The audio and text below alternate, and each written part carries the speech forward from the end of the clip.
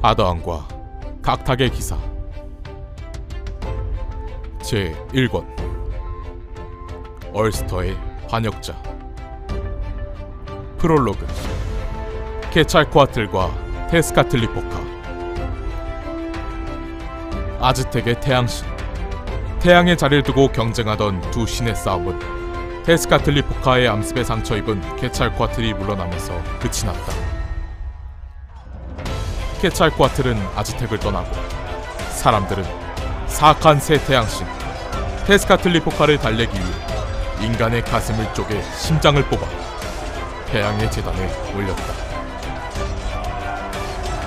신앙을 위해, 신을 위해 인간은 인간들을 죽이고 희생시켰다. 그 끔찍한 희생의 굴레 속에서 사람들은 언젠가 케찰코아틀이 돌아오길 기다렸다.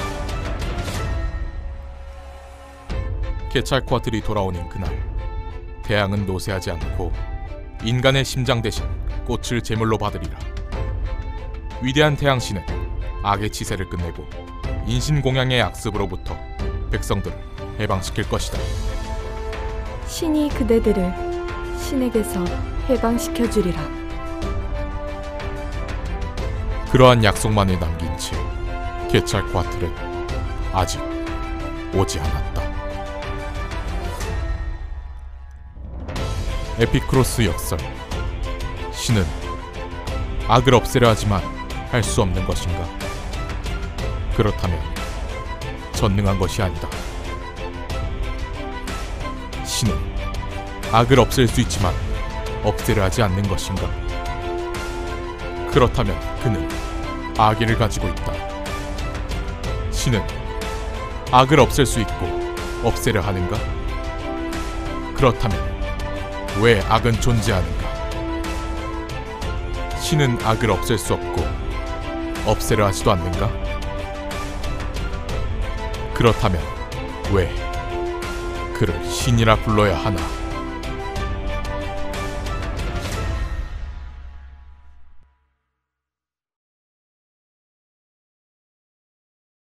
각성. 아트릭스의 새 영주. 안개가 자욱한 봄의 아침, 돌을 쌓아 만든 수도원의 윤곽이 안개 속에서 천천히 떠오르고 있었다. 북에일에, 통칭 얼스터라고 부르는 지방에 위치한 이 수도원은 대서양으로부터 불어오는 습기를 머금은 바람 때문에 사시사철 안개가 자욱하게 끼었다. 안개 속에서 보이는 석조 건물의 모습은 마치 거대한 용이나 괴물처럼 보여서 사람들의 상상력을 자극하고 있었다. 하지만 오늘 수도원의 아침을 자극하는 것은 그들의 상상력이 아니라 오랜만에 찾아온 수도원의 방문객 때문이었다. 수도원의 문 입구에는 바로 그 방문객이 서 있었다. 사슬에 천을 덮어서 만든 마갑을 두른 말 위에 탄 이 방문객은 마치 은과 금을 섞어서 만든 엘렉트럼 합금으로 빚은 것 같은 아름다운 머리칼을 가진 젊은 여성이었다. 거무튀튀한 사슬 갑옷을 입고 검을 차고 있는 것으로 보아 그녀가 무사계급이라는 걸 알 수 있었는데, 이 시대의 여성이 검을 차고 갑옷을 입는 것은 지극히 이례적인 일이었다. 경건한 생활을 하는 수도사들도 여자가 검을 차고 갑옷을 입은 것에 대해서 멸시하는 표정을 감추지 못했으니 다른 사람들은 오죽할까. 하지만 그녀는 자신에 대한 멸시의 시선을 알면서도 오만하고 도도하게 고개를 들고 수도원의 문 앞에 섰다. 아트릭스 영주의 명으로 마이아 서레드가 수도원장님을 뵙고자 합니다. 그녀가 외치자 수도원의 육중한 문의 창이 열렸다. 사람의 눈높이로 열려진 창에는 수도사치고는 야비한 눈초리를 가진 중년 남자의 얼굴이 있었다. 여기는 여인의 출입을 금하는 청정한 곳이오. 무슨 용무로 오셨소? 그럴 줄 알고 편지를 가져왔으니 수도원장님께 전해주시오. 그녀는 창 안으로 편지를 넣어주었다. 중년 수도사는 그것을 받아들고 총총걸음으로 안으로 사라졌다. 수도원장은 원래 귀족의 자녀로 막대한 돈을 들여 코널 지방의 주교 자리를 노리고 있었다. 비옥한 들판을 가진 코널은 막대한 부가 쌓이는 땅이었고 그 지역의 주교는 부와 권력을 한몸에 누릴 수 있는 자리였다. 하지만 그가 돈을 들여 구축한 인맥이 숙청당하고 그도 암살 위협에 처하게 되었을 때 그는 더 이상의 영달을 포기했다. 지금에 와서 그가 추구하는 것은 중앙의 교구 다툼이 아니라 어디까지나 주어진 영역 안에서 최대한의 수익을 올리는 것뿐이었다. 농지를 개량하고 질 좋은 술과 치즈를 만들어 자신은 무리더라도 자신의 사생아들은 안정적인 미래를 보장해주는 것. 그것이 수도원장이 바라는 모든 것이었다. 그는 아침부터 어떻게 하면 인근의 무능한 농민들을 이용해 이 땅의 수익을 극대화할까 고민하고 있었다. 그런데 수도사 한 명이 종종 걸음으로 다가오더니 편지를 전해주는 게 아닌가?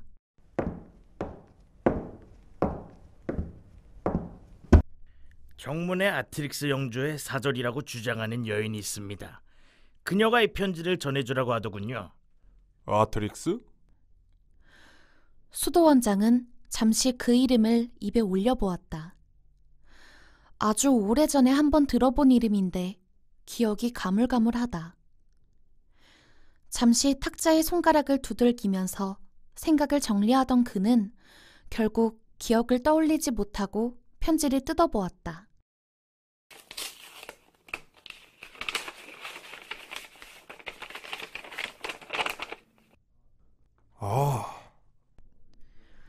편지를 뜯고 그 안의 내용을 읽자 수도원장은 그제서야 아테릭스가 어떤 곳인지 그들이 무슨 용무로 온 것인지 알게 되었다. 이거 참 골치 아프게 되었군. 무슨 일입니까? 아트릭스 영주 일가가 대가 끊겼으니 수도원에 들여보낸 사생아를 환속시켜달라는 요청이구만. 그런 사람이 있었습니까? 아주 오래전에 홍역으로 죽었네. 그러면 죽었다고 이야기하면 될 것이다. 그러나 수도원장이 난처해야 하는 걸 보면 그는 사생아의 죽음을 아테릭스에 알리지 않고 아테릭스 영지에서 꼬박꼬박 뭔가를 받아먹었음에 틀림이 없었다. 어쩌지요? 아트릭스 자작에게 자식이 죽었다고 알리는 것은 너무나도 가슴 아픈 일이구만 그래. 그동안 착복한 양육비를 토해내기 싫다는 말을 이렇게 우아하게 표현할 수 있는 것도 일종의 재능일이라. 하지만 수도원장은 진심으로 애석해하고 있었다. 그래서 말인데 최근 올디아에서 온 젊은 수도사가 있지 않은가? 그를 아트릭스 자작의 후손이라고 하고 환속시키면 어떨까? 나이도 맞고 괜찮을 것 같은데. 아트릭스는 가난하고 척박한 땅입니다. 게다가 최근에는 강성한 주변 영주로부터 위협을 받고 있다고 하더군요. 귀족의 부침이 심한 시대다 보니 귀족으로 죽기보단 수도사로 사는 게 더 나은 경우가 있지요. 아트릭스 자장령이 바로 그런 꼴입니다. 수도사는 신중하게 말했다. 아트릭스 영지가 엉망진창이라는 것은 이 일대에 모두가 다 알고 있는 사실이었다. 그에 반해 수도사는 안정된 직업이었다.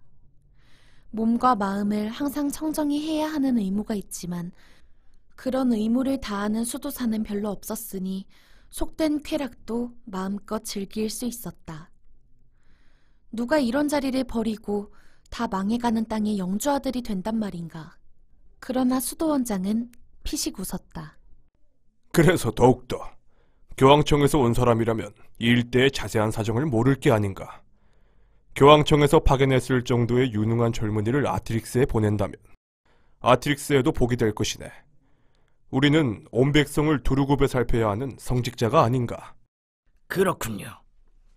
수도사도 수도원장도 손뼉이 짝짝 맞는다. 교황청 출신의 젊은 수도사는 어쩌면 그들을 감시하기 위해 교황이 보낸 시찰단일 수도 있었다. 그런 일을 환속시켜 제거하겠다는 것은 지방 수도원장의 권한을 벗어나는 짓이었지만 이들의 마음은 이미 정해져 있었다. 젊은 수도사의 이름은 특이하게도 요타라 했다. 요타는 그리스어로 9번째 알파벳을 의미한다. 보기 드문 짙은 흑발과 푸른 눈을 가진 그는 아나톨리아인으로도 그리스인으로도 혹은 라티나인으로도 보였다. 인종을 분간하기 힘든 그의 모습이었지만 수려하면서도 어딘가 경박해 보이는 젊은이라는 건 모두가 동감하는 바였다. 이렇게 은밀히 절 부르시다니 무슨 일입니까? 요타, 자네 환속할 생각 없는가? 환속? 절 환속시켜 주시겠단 겁니까? 성직자의 신분이 높은 지금의 시대에 대책 없는 환속은 추방이나 다름없었다. 수도원에선 먹고 마실 것이 나왔지만 수도원에서 갑자기 환속당하면 대체 무슨 일을 하란 말인가? 하지만 요타는 환속이란 단어를 듣는 순간 뭔가 근질근질한 것이 뇌안을 기어가는 것 같은 느낌을 받았다. 각성의 때가 왔다. 머릿속에서 누군가의 목소리가 들린다. 웅성거리는 목소리, 파리가 윙윙거리는 듯한 소리를 느끼며 요타는 쓴웃음을 지었다. 수도원장은 그런 요타의 표정을 빈정거림이나 거부로 알았는지 얼른 자세를 바꿨다. 누가 듣지도 않을 텐데 귓속말을 하듯 몸을 앞으로 기울여 소리를 죽인다. 물론이지. 원래 자네가 중앙종단 소속인 걸 알고 있지만 마침 좋은 이야기가 있어서 말일세. 설마 자네가 갈 곳도 만들어 놓지 않고 환속시키려 하겠나? 응? 수도원장은 자신의 비리를 털어놓으며 요타의 눈치를 살폈다. 사실 수도원장이 이 수도사를 환속시키는 건 큰 문제가 될 소지가 있었다. 저 멀리 교황청에서 파견 나온 수도사를 여기서 환속시키는 것은 함부로 할 일이 아니다. 그가 이 수도원으로 파견이 되어 교적을 수도원장에게 맡기긴 했지만 수도원장이 멋대로 환속시키는 것은 권한의 남용이라고 밖에는 표현할 길이 없었다. 그러나 이 껄끄러운 젊은 수도사를 치워버리기 위해 그리고 자신의 문제를 해결하기 위해 수도원장은 특단의 조치를 취했다. 실은 우리 수도원에는 원래 키로드라는 수도사가 있었네. 네? 여기서 생활한 지 반년째지만 그런 인물이 있었다는 이야기는 금시초문이다. 요타가 의아해하자 수도원장이 희죽 웃었다. 얼스터 지방에 아트릭스라는 땅이 있는데 그 영주에 사생하였지. 아트릭스 영주는 신교로 개종하진 않았지만 자신의 사생아를 신교로 만들기 위해 우리 수도원에 맡긴 걸세. 그 아이가 바로 키로드야. 하지만 이 수도원에 그런 이름의 스승은 없지 않습니까? 실은 어린 나이에 홍역으로 죽었네만 깜빡 잊고 연락을 못했지 뭔가. 정확히 말하자면 사생아는 어린 나이에 홍역으로 죽어버렸지만 이 수도원장은 그 사실을 숨기고 매년 아트릭스 영지로부터 소정의 후원금을 받고 있었다. 그런 뜻이리라. 양육비나 착복하고 있었냐? 정말 생긴 대로 노는군.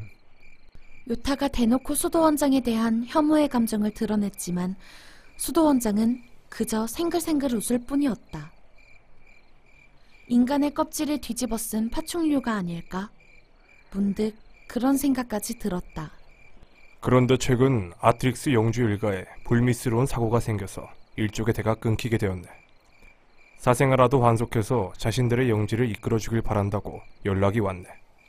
아마 곧 있으면 아트릭스 자작에 사절이 오게 될 거야. 즉 저보고 그 키로드가 되라 이겁니까? 그렇지. 자네는 귀족이 되는 거야. 여기서 성직자로 썩고 있을 인물이 아니지 않은가. 턱도 없는 사기극이다. 만약 걸릴 경우 암살당해도 할 말이 없다. 아니, 그게 아니더라도 암살의 위험이 있는 자리다. 그러나 요탄은 기이한 미소를 짓고 있었다. 받아들이지요. 요탄은 그렇게 답했다.